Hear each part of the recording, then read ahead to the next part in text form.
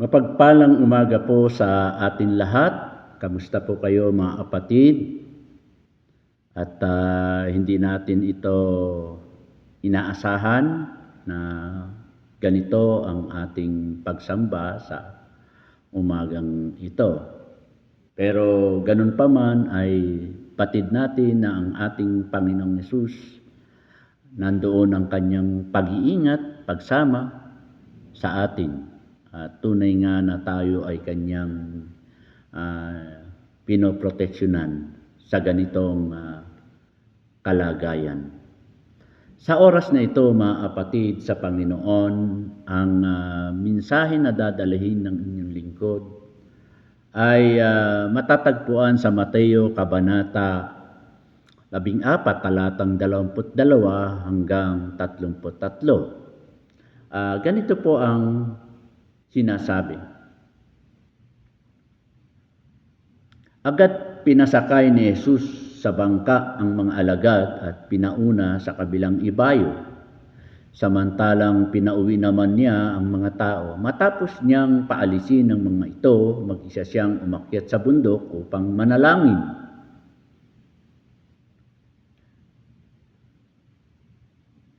Nag-iisa siyang inabutan doon ng gabi, samantalang ang bangka na nasa laot na ngunit sinasalpok ito ng mga alon dahil pasalungat ito sa hangin.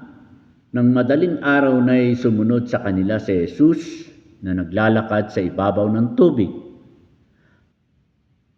Kinalabutan sa takot ang mga alagad nang makita nilang may lumalakad sa ibabaw ng tubig. Multo, sigaw nila. Ngunit nagsalita agad si Jesus at sinabi sa kanila, "Huwag kayong matakot, ako ito." Sinabi ni Pedro, "Panginoon, kung talagang ikaw nga iyan, papuntahin mo ako diyan sa kinaroroonan mo sa ibabaw ng tubig." Sumagot siya, "Halika." Mula sa bangka ay lumakad si Pedro sa ibabaw ng tubig papunta kay Jesus. Ngunit nang mapansin niya na malakas ang hangin, siya'y natakot at nagsimulang lumubog. "Panginoon, sagipin niyo ako," sigaw niya. Agad siyang hinawakan ni Jesus. "Bakit ka nag-aalinlangan? Napakaliit ng iyong pananampalataya," sabi niya kay Pedro. Pagkasakay nila sa bangka, tumigil ang hangin at sinamba siya ng mga nasa bangka. "Tunay nga pong kayo ang anak ng Diyos," sabi nila. Ang mensahe sa umagang ito ay pamagatan po natin na focus on me, not the storm. Opo mga kapatid sa Panginoon. Ilang beses na rin tayo na katagpo ng ganitong mga sitwasyon o kalagayan.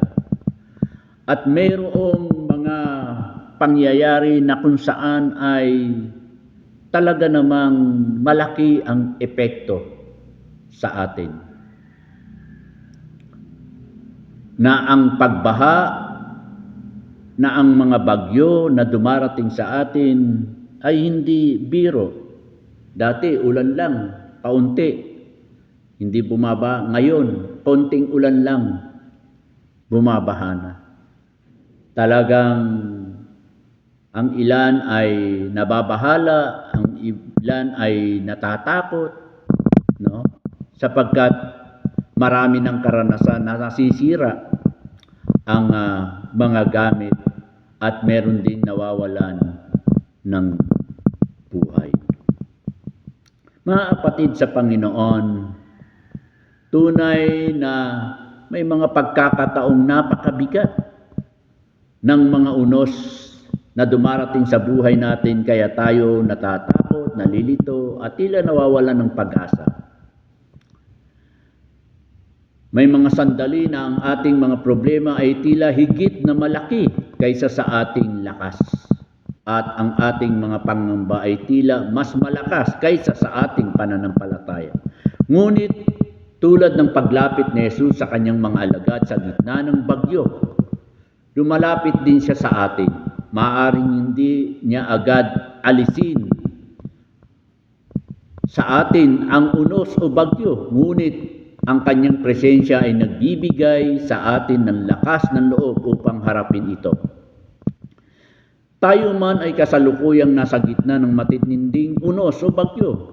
Hindi mga unos sa dagat, kundi mga unos na dulot ng mga hamon, kawalan ng katiyakan, kabiguan, at mga pagsubok sa buhay.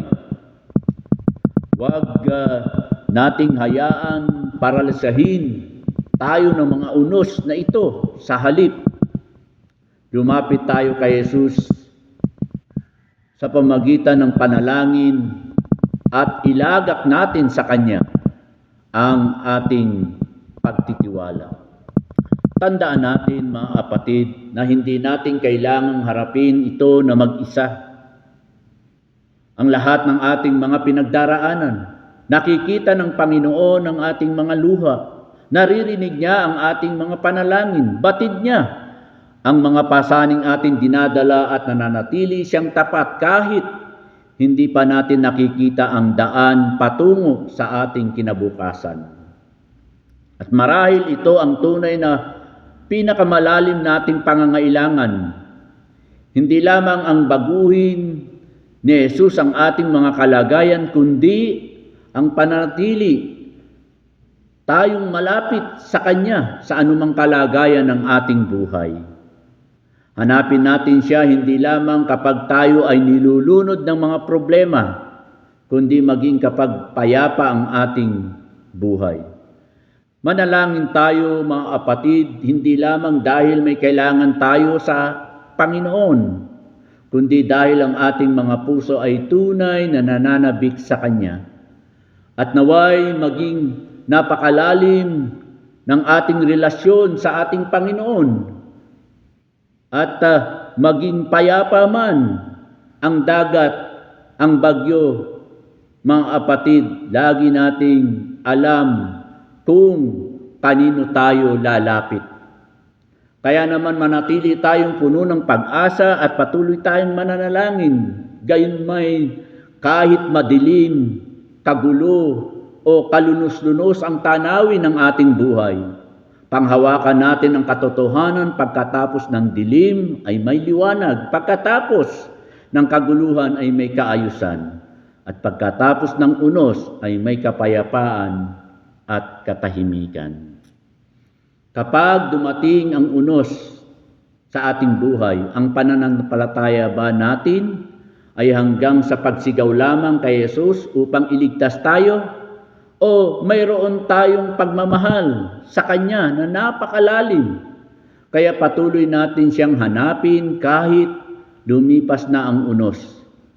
At kapag muli nating maramdaman ang kapayapaan sa lahat ng pagkakataon, naroon mananatili pa rin kaya tayo nauhaw sa Kanyang presensya.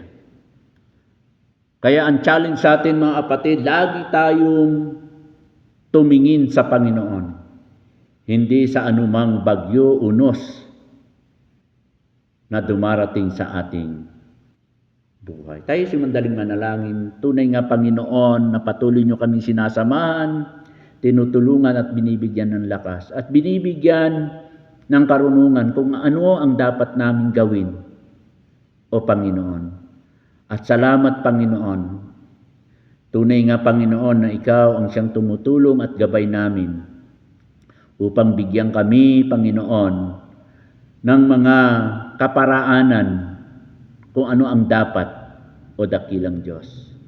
Lord, pagpalain niyo po at patuloy na pagalingin ang lahat ng may karamdaman. Pagpalain niyo po ang lahat ng celebrate ng birthday. Hawakan niyo po ang aming bansa. Hawakan niyo po at proteksyonan ang aming pamilya. Pagpalain niyo po kami sa buong araw na ito. Nawa, humina na Panginoon ang ulan na siyang magbibigay sa amin ng liwanag at kami magpapatuloy na magtiwala at maglingkod at panghawakan ang iyong mga salita. Ito po ang aming dalangin na may pagpapasalamat. Sa pangalan ng Ama, ng Anak at ng Espiritu Santo. Amen.